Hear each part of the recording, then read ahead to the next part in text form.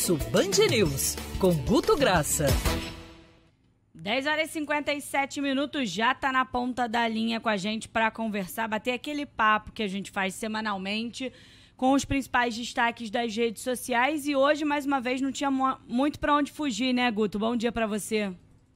Bom dia, Agatha. Bom dia, Felipe. Não tem como, porque a população vai lendo notícia, vai misturando tudo, a gente chega no seguinte número para iniciar o papo com você, com o Felipe, para o pessoal ouvir, que é um crescimento em uma semana de expressões que envolvam medo, cuidado, receio em relação ao Covid, um crescimento de 15%, falando de redes sociais do Rio de Janeiro. É impossível que a gente não veja que parte da população tem esse crescimento. Quando a gente começa a ver 2.000, 3.000 mortes diárias, é natural que se veja isso. E no caso aqui, um corte de varredura no Rio de Janeiro, 15% de crescimento dessa sensação de medo, de desconforto, o coronavírus em uma semana. É muito alto esse crescimento.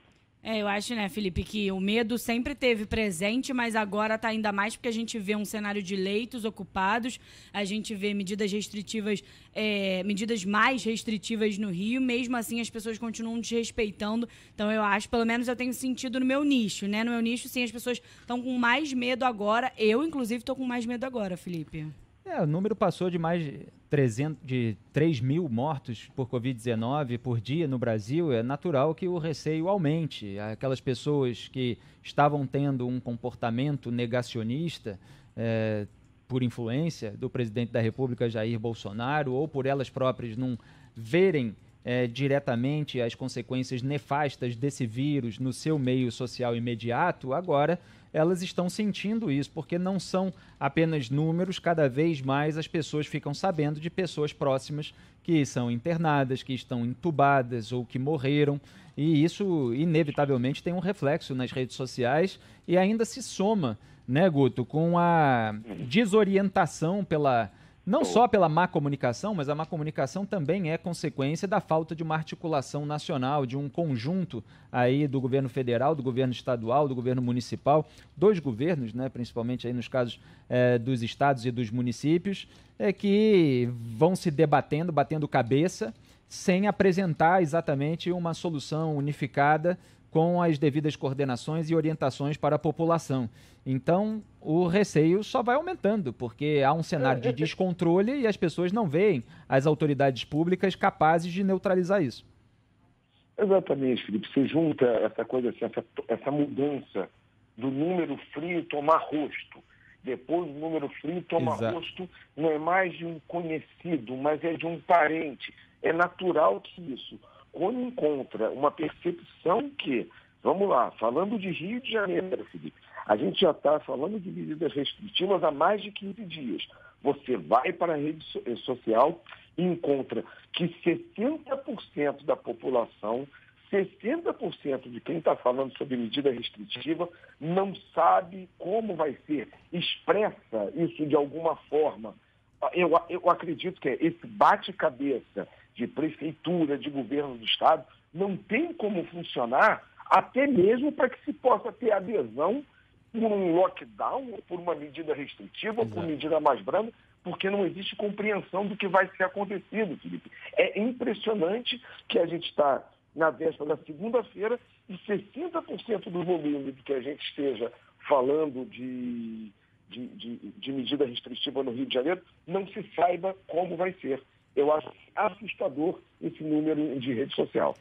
Exatamente. A gente tem comentado aqui sobre os ruídos entre o governador do estado, Cláudio Castro, e o prefeito Eduardo Paes. O Cláudio Castro aí decretando esse super feriadão, mas ao mesmo tempo pegando muito leve em relação às restrições. O Eduardo Paes reagindo, chamando de castrofolia, de micareta.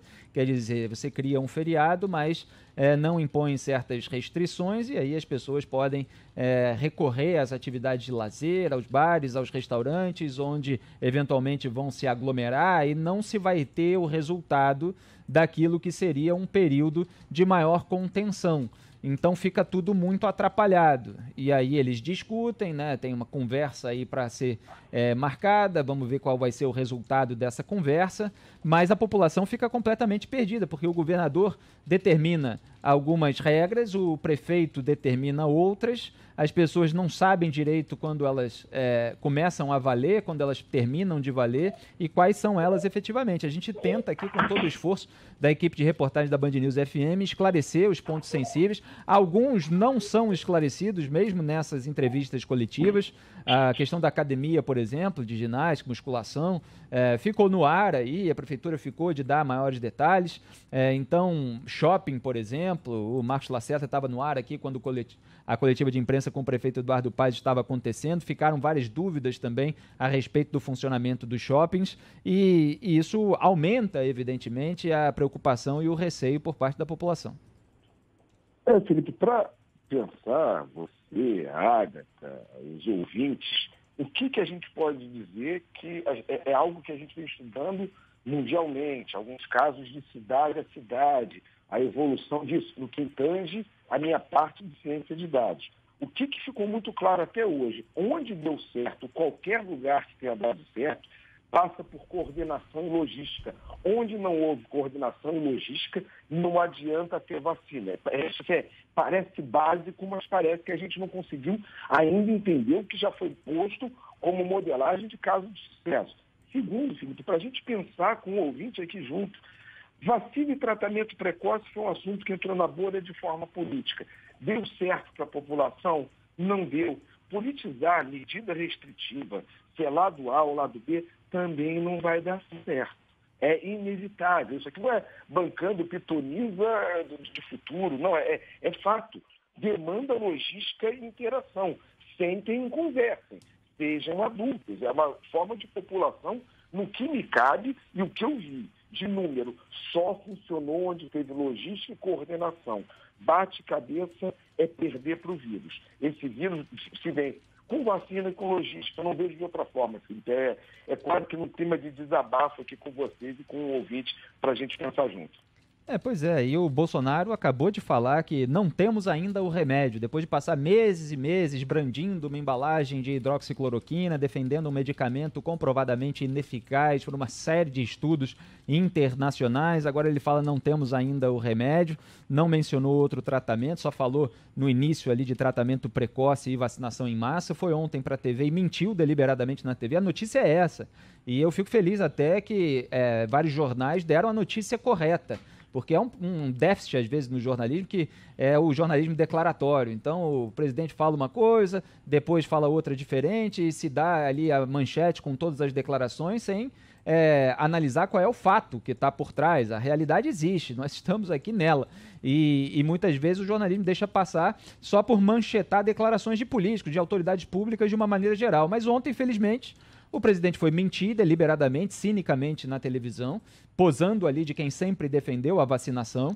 É uma mentira deliberada, tem uma série de vídeos dele, presidente da República, Jair Bolsonaro, desdenhando das vacinas, dizendo que não compraria, mesmo após o aval da Anvisa. Eu recomendo, já recomendei aqui, a página de Twitter, Desmentindo Bolsonaro. Acessem, vocês vão ver lá, inclusive publicaram hoje um vídeo, vários estão fazendo isso no Twitter, uma compilação das declarações do presidente, e elas mostram que ele ontem na TV estava deliberadamente mentindo. Teve um momento que ele até chegou a dizer que toda e qualquer vacina está descartada. E foi naquele mesmo dia, inclusive, que ele deu uma entrevista, foi questionado se a Coronavac não seria comprada mesmo após a aval da Anvisa, e ele disse que a da China nós não compraremos, é uma decisão minha, acredito que não tem segurança suficiente, etc. Então, esse presidente que desdenhou da Coronavac, que é responsável pelo maior número de doses aplicadas no Brasil nesse momento, tenta capitalizar em cima da vacinação que ele sabotou. E isso vem de cima, a desorientação da sociedade em relação a todos esses aspectos. E a gente sente aqui, evidentemente, na ponta da linha. Eu dei o exemplo aqui nessa semana do Reino Unido, onde o governo concedeu uma série de benefícios financeiros a quem estava desempregado, parou de trabalhar, diminuiu carga horária porque precisa cuidar de alguém, deu benefícios a empresas, aos autônomos. Então houve uma coordenação nacional, por mais que tenha havido erros decorrentes também da ignorância mundial naquele momento inicial da pandemia, mas eles fizeram lá medidas restritivas duras durante 2 meses, janeiro, uma boa parte do mês, fevereiro inteiro e até o dia 7 de março, no dia 8 começaram a reabrir, e houve uma diminuição significativa do número de casos e do número de mortes. Então, para você atingir isso, o Reino Unido foi de 59 mil casos para 7 mil, uma redução drástica. A média móvel de morte chegou a 1.300 no início de janeiro e passou no início de março a ser 210. Então reduziram drasticamente porque, obviamente, em termos sanitários funciona. A questão é que tem consequências econômicas, então é preciso estabelecer aí uma equação. E na hora de estabelecer essa equação, a gente vê as autoridades públicas batendo cabeça, muitas vezes por razões político-eleitorais. E a população continua perdida e vendo um horizonte bastante preocupante. Felipe, só para concluir aqui, algo que eu tento externar e às vezes as pessoas não compreendem, repetindo, não é ser a favor de lado A, de lado B, de medida restritiva, é ser a favor da ciência a qual eu estudo, que é a ciência de dados. Onde houve medida restritiva, houve queda de curva em menos casos. Em 98% das cidades que fizeram, você tem dado oficial que houve redução. Você tem 2% de casos que não houve isso, que viram um crescimento numa bolha que deseja ser contra a medida restritiva, que dão uma supervalorização. Um caso na cidade tal, no interior. Não.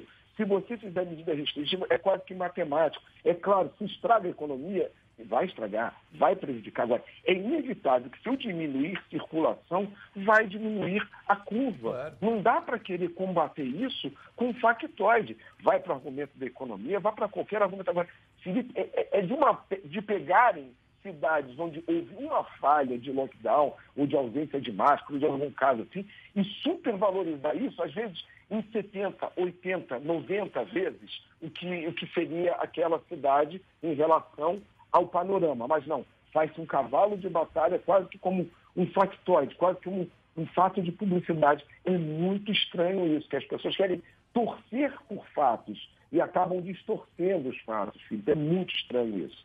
Exatamente. A gente teve o exemplo de Araraquara, recentemente também, que passou por medidas restritivas mais duras e teve uma diminuição do contágio e do número de mortes. Houve, por parte principalmente da militância bolsonarista de rede social, uma série de desinformação, uma gente que está com microfone aí durante o governo Bolsonaro, faturando alto para passar pano para todas as narrativas do governo. Depois a narrativa muda, eles mudam também, sem problema nenhum, porque a coerência, a base nos princípios morais e tal, essa turma não tem. Então espalharam toda a desinformação a respeito das medidas restritivas. A gente está vendo que elas funcionam em termos sanitários. O que precisa ser pensado e articulado concomitantemente é a manutenção das engrenagens econômicas. E para isso é necessário um esforço de coordenação nacional também, para haver aí uma contrapartida para aqueles empreendedores, empresários, durante o momento em que eles estão perdendo dinheiro, não estão conseguindo ali levar o sustento e manter, inclusive, o quadro de funcionários. E isso quem tem capacidade de fazer em qualquer país é o governo federal. Mas o governo federal sabota os cuidados sanitários